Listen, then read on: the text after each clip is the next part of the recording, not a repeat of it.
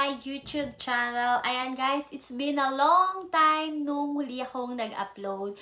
And I'm sorry kung ngayon lang ulit ako nakapag-upload kasi sobrang nabisi sa personal life ko guys.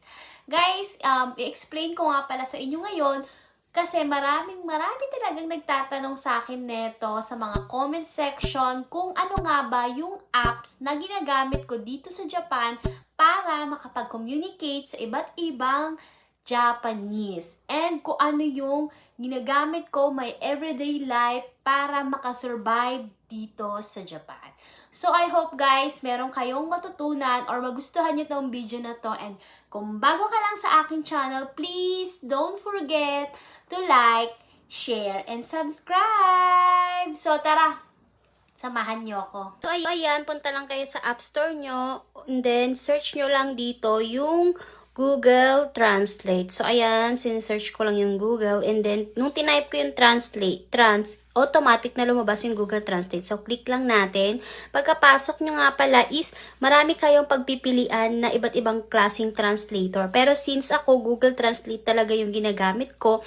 So, ayan, dito tayo sa Google Translate. So, ayan, make sure na ganyan yung logo niya. And then, kung hindi nyo pa na-download, i-download nyo na. Since na-download ko na, yan, open lang natin tong open. Pagkapasok nyo nga pala, ganyan siya. May enter text, paste, tapos may language sa baba, may conversation din, mic, and camera. So, ayan guys, isa-isahin natin yan sila kung paano sila gamitin. Now naman guys, punta naman tayo ngayon dito sa language. So, ayan, dito nga pala sa language, marami kayong languages na pagpipilian. So, ako, since English and Japanese lang yung kailangan ko, so ayan, English ang nakalagay. And then, sa kabila naman yung Japanese. Kayo nang bahala guys kung ano yung kailangan yung languages. So, ayan. And then, para hindi na kayo mahirapan pagpalit-palitin sila, so, click nyo lang yung arrow sa gitna. Ngayon naman guys, isa-try naman natin yung sa enter text, yung kailangan nyo lang mag-type. So ayan, tinype ko yung good morning and then lumabas yung translation na Ohio. And then pag kailangan nyo siyang i-copy, click nyo lang yung box dun sa gilid and then pwede makakopy na siya automatic. Tapos pwede nyo nang isend dun sa kausap nyo. And then guys, dito naman tayo sa paste. Paano nga ba siya ginagamit? Kung may nag-message sa inyo dito sa app na ginagamit nyo dito sa Japan, ayan, i-copy nyo lang yung chat sa inyo dun sa app na gamit nyo dito sa Japan and then i-click nyo lang yung paste na yan and then automatic na siyang magta-translate into English. Make sure guys na ganyan yung format. Nasa kabila yung Japanese and yung sa kabilang side naman is yung English. So ngayon guys, dito naman tayo sa conversation. Halimbawa, meron kayong kausap na Japanese or kasamang Japanese and then gusto nyong magkaroon ng conversation sa kanya.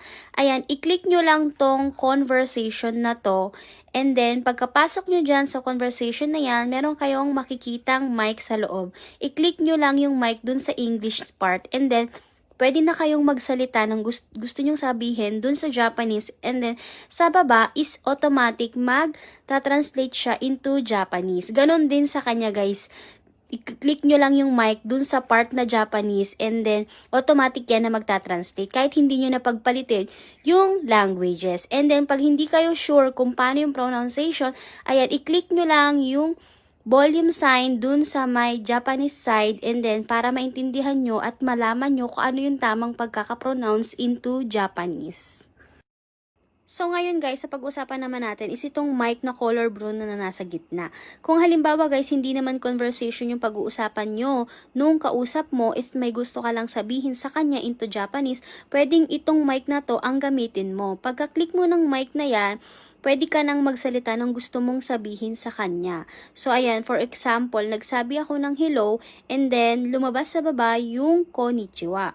And then guys, kung hindi kayo sanay na sabihin into Japanese kung paano yung pronunciation, iparinig nyo na lang dun sa kausap nyo yung sinasabi nyo. I-click nyo lang yung volume side dun sa may Japanese side. So ngayon guys, itong camera naman ang ipapakita ko sa inyo kung paano siya ginagamit. Actually guys, ito talaga yung pinaka nakakatulong sa akin dito sa Japan na paninirahan ko dito sa Japan. Lalong-lalo na sa mga documents and mga kung ano-ano pa ang kailangan kong basahin na hindi ko mabasa kasi naka-Japanese siya.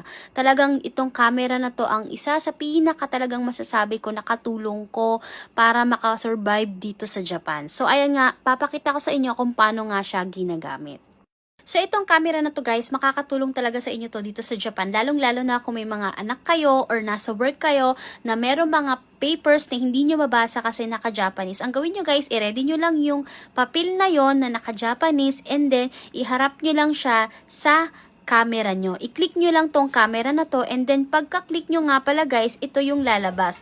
So, ayan, i-focus nyo lang yung camera nyo and then pag lalabas na ng kusa yung translation. Pag na-focus nyo na siya guys at lumabas na yung translation, click nyo lang yung button sa gitna and then mag-i-stop na siyang mag-captured. And then, pwede nyo na siyang basahin. Pwede nyo rin siyang i-zoom kung naliliitan kayo dun mismo sa app na yun.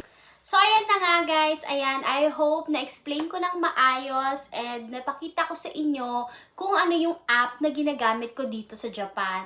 And kung gusto nyo rin guys, i-download nyo na and then update nyo ako kung nagustuhan nyo yung Google Translation na ginagamit ko dito sa Japan. Kasi yan talaga guys yung nakakatulong sa akin sa everyday life ko, lalong-lalo na sa mga papers galing sa work and sa school nung anak ko. So, yun lang guys. I hope nag-enjoy kayo for today's video and see you sa my next vlog. And don't forget to like, share, and subscribe. Bye!